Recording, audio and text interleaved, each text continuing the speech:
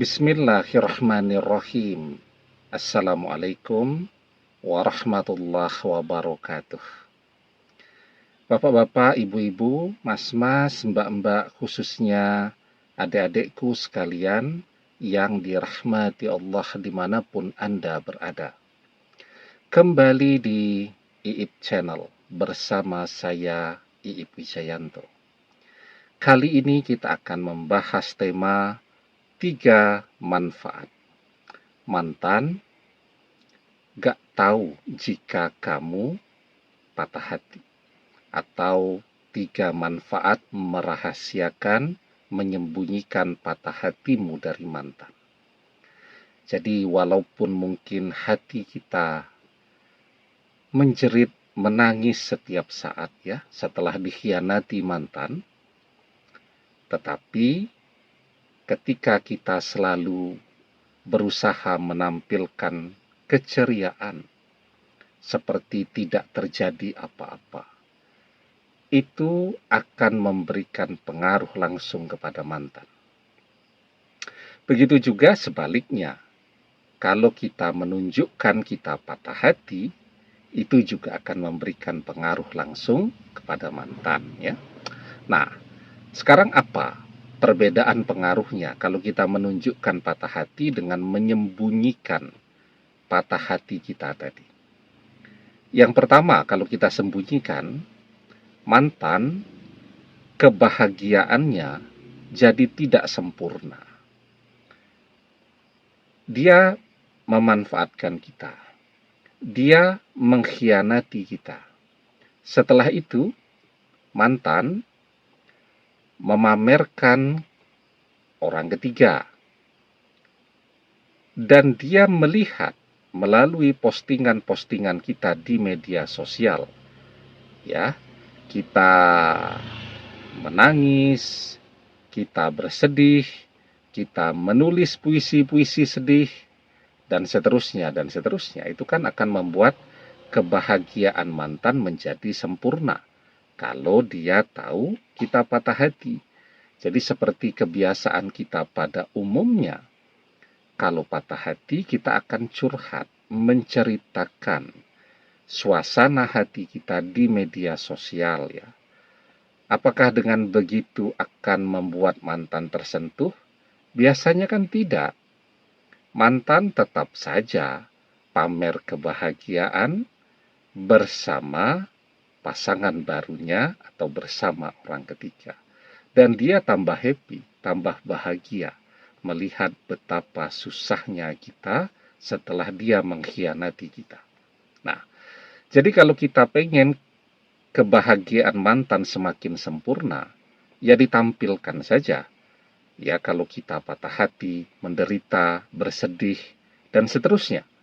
Tapi kalau kita tidak mau kebahagiaan mantan semakin sempurna, nah itu tugas kita tuh, untuk menyembunyikan patah hati kita dan menampilkan diri kita yang ceria dan baik-baik saja. Manfaatnya yang kedua, mantan justru jadi penasaran. Kenapa kok orang ini dikhianati, dimanfaatkan, tapi tidak sedih, tidak patah hati? Ya, dia jadi lebih sering memikirkan kita, bertanya-tanya, apakah kita juga menginginkan perpisahan itu, ataukah sekarang kita sudah menemukan seseorang yang jauh lebih keren, lebih kaya, lebih baik daripada dia. Kan seperti halnya sifat dasar pada anak-anak tuh ya. Dia sudah tidak menginginkan misalnya mainan lama. Sudah tidak pernah digunakan, ditaruh sembarangan dan seterusnya karena dia punya mainan baru. Tetapi begitu orang tuanya bilang, ini mainan karena sudah tidak dipakai, untuk adiknya saja ya. Apa jawabannya? Dia tidak mau.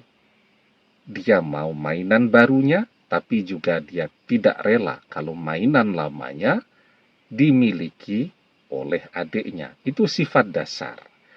Jadi semua orang memiliki sifat dasar ini dan dia bawa sampai dewasa tanpa pernah dia sadari. Mantan juga begitu. Dia sudah punya pasangan baru, tapi dia tidak rela. Dia pusing, dia stres, dia penasaran kalau sampai kita menjadi milik orang lain. Nah, jadi kalau kita mau membuat mantan penasaran, kuncinya sederhana, sembunyikan perasaan asli yang kita rasakan pada saat ini. Menyembunyikan patah hati kita. Nah, kemudian manfaatnya yang ketiga nih. Tapi sebelum kita bahas lagi lebih jauh manfaatnya yang ketiga ya, jangan lupa yang belum subscribe untuk memencet tombol subscribe. Dan menyalakan lonceng notifikasi agar Anda selalu mendapatkan pemberitahuan video-video terbaru dari channel kesayangan kita ini. Dengan subscribe, doa-doa kita selalu terhubung sehingga kita selalu bisa berdoa bersama-sama ya. Dan jangan lupa subscribe itu gratis ya. Nah, yang ketiga, manfaatnya ya. Kalau mantan tidak bisa menebak suasana hati kita, karena ketika dia mengintip postingan di media sosial kita, yang dia lihat, kita tidak peduli dengan apapun yang dia posting. Kita tidak peduli dengan kemesraan yang sedang dia pamerkan. Itu akan membuat mantan jadi susah. Kenapa sih mantan pamer pasangan barunya? Kan orang yang paling ingin dia pamerkan tentu kepada kita. Lah kalau kita tidak peduli, itu akan membuat dia semakin susah. Dan apalagi ketika mantan melihat perpisahan itu membuat kita tambah gembira, membuat semangat kita menjadi bertambah, melihat kita semakin rajin kuliahnya, nilai-nilai kuliah kita menjadi semakin baik, dan seterusnya. Itu akan membuat mantan menjadi semakin susah ya. Jadi mantan itu umumnya ya, walaupun ada juga sih yang bisa berempati, tapi umumnya kalau dia melihat kita susah, mantan akan senang dan bahagia. Tetapi ketika dia tahu bahwa kita bahagia, itu akan membuat mantan menjadi merasa susah. Nah, itu 3 manfaat paling tidak yang bisa kita dapatkan ketika kita menyembunyikan perasaan kita dari mantan.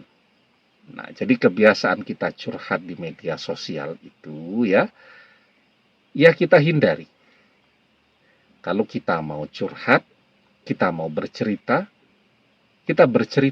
kita sampaikan apapun yang kita rasakan kepada Allah di dalam doa-doa kita. Jadi kita lega, dan apapun yang menjadi keinginan kita karena itu doa, maka insya Allah itu juga akan terkabul ya.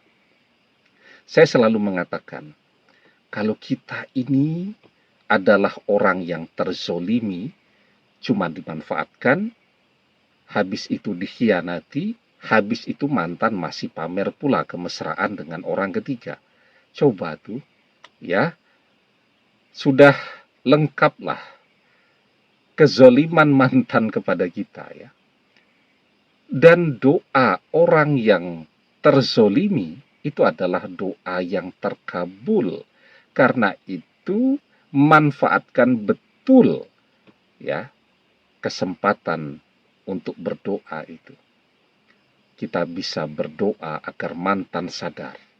Kita bisa berdoa agar mantan yang minta balik duluan. Dan doa-doa lainnya.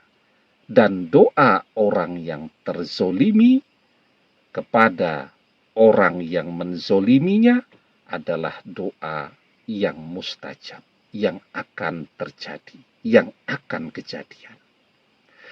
Di dalam sebuah hadis kita diajarkan dakwatul mazlumi mustajabah wa in kana fajiron fafujuruhu ala nafsih.